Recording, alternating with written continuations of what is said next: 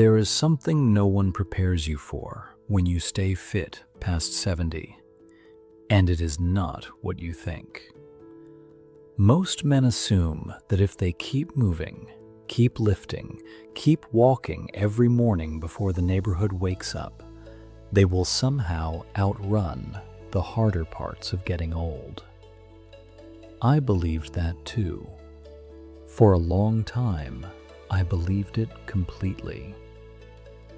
I am 75 now. I still exercise. I still wake up before 6 and go through my routine the way I have for decades.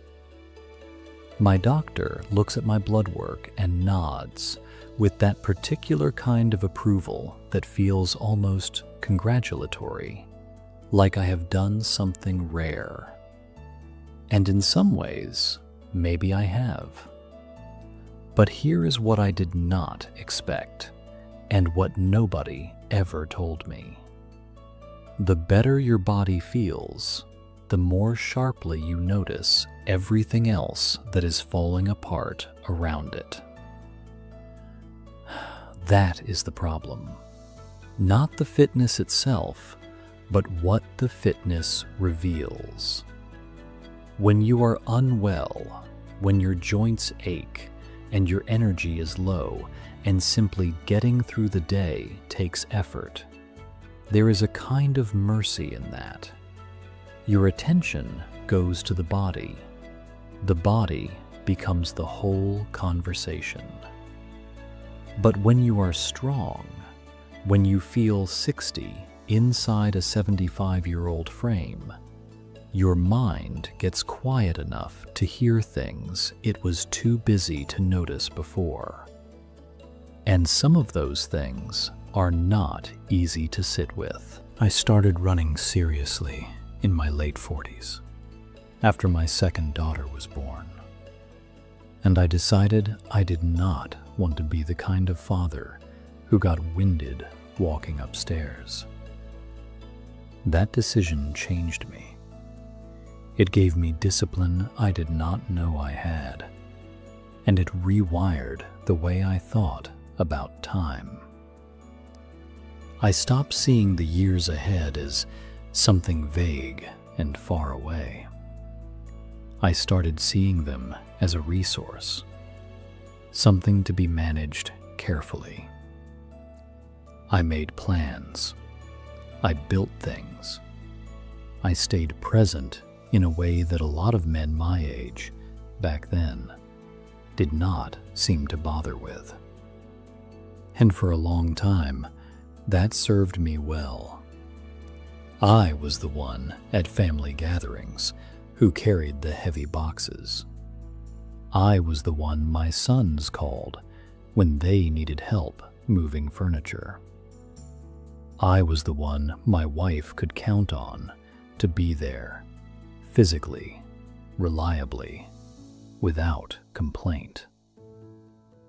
I took a quiet pride in that.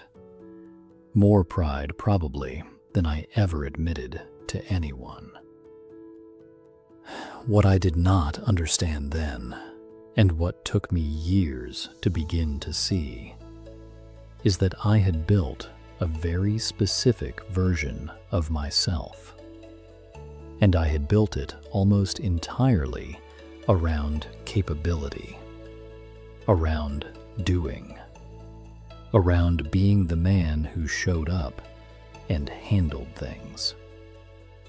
That version of me worked beautifully, as long as the world around me stayed the same. But the world did not stay the same. My wife's memory began to go about 4 years ago. Slowly at first, in ways that were easy to explain away as tiredness or distraction.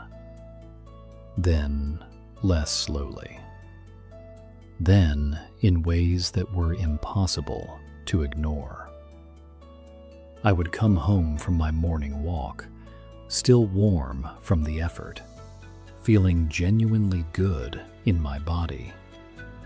And I would walk into the kitchen to find her confused about what day it was, or standing at the stove trying to remember what she had been about to do. And I would help her. I always helped her. But I noticed in those moments a particular kind of helplessness that the fitness did nothing to touch.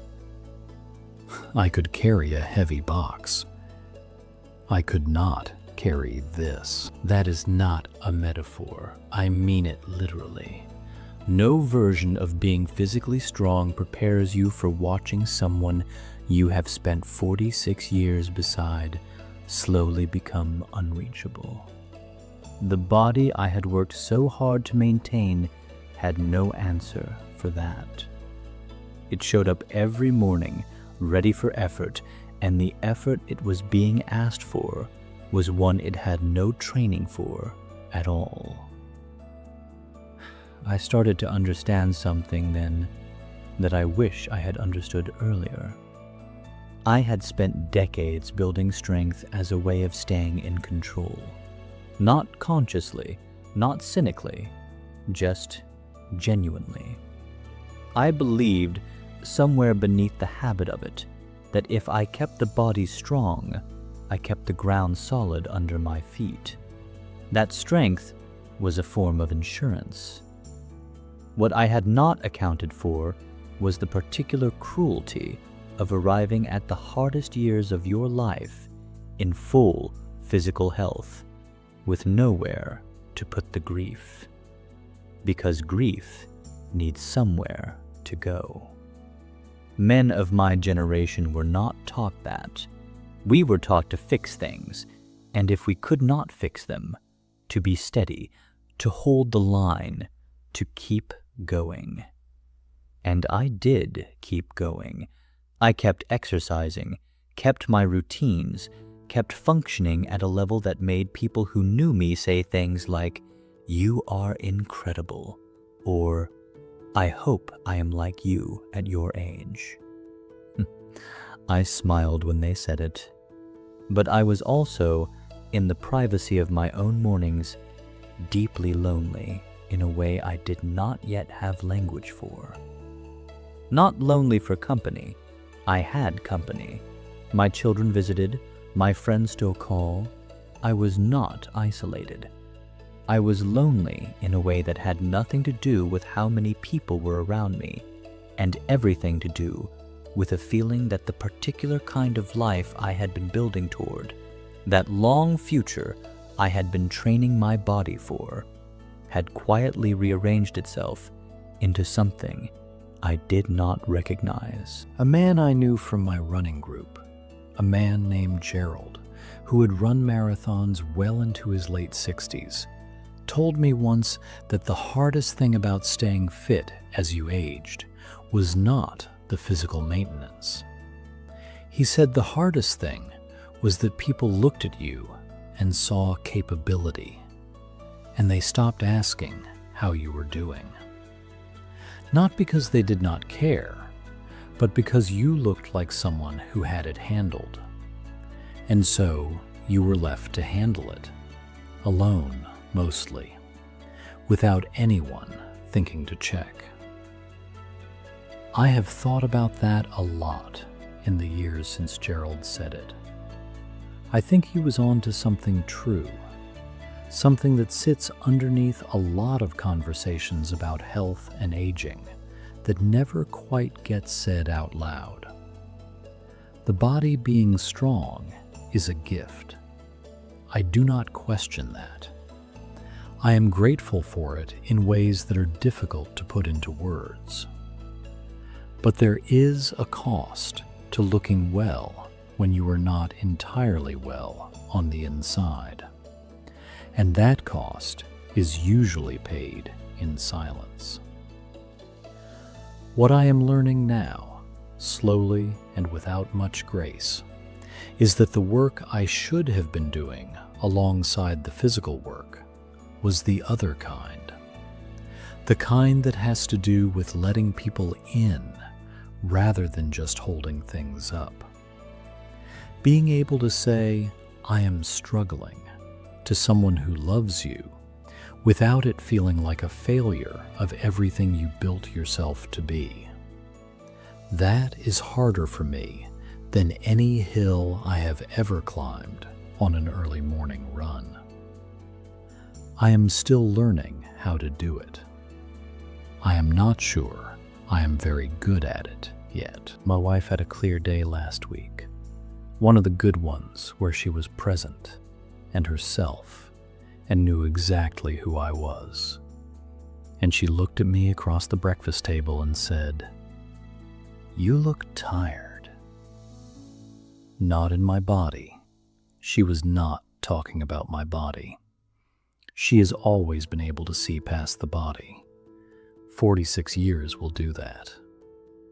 I told her I was fine. Then I stopped, and I told her the truth. I told her I was tired in a way that sleep did not fix, and that I missed her even when she was sitting right in front of me, and that I did not know what to do with any of that. She reached across the table and took my hand, and we sat there for a while without saying anything else. It was one of the most important conversations I have ever had, and most of it had no words in it at all. If you are past 70 and you have kept yourself strong, I want you to know that what I am talking about is not unique to me. I have spoken to enough men who are living some version of this to know that it is common in a way we rarely admit. The body can be a hiding place, a very convincing one, and the longer you have used it that way, the harder it becomes to notice that you have been doing it at all. Staying fit is worth doing. Do not take anything I have said here as an argument against it. But if you are strong and you are carrying something heavy on the inside, do not let the strength become the reason you carry it alone. That is not what it is for.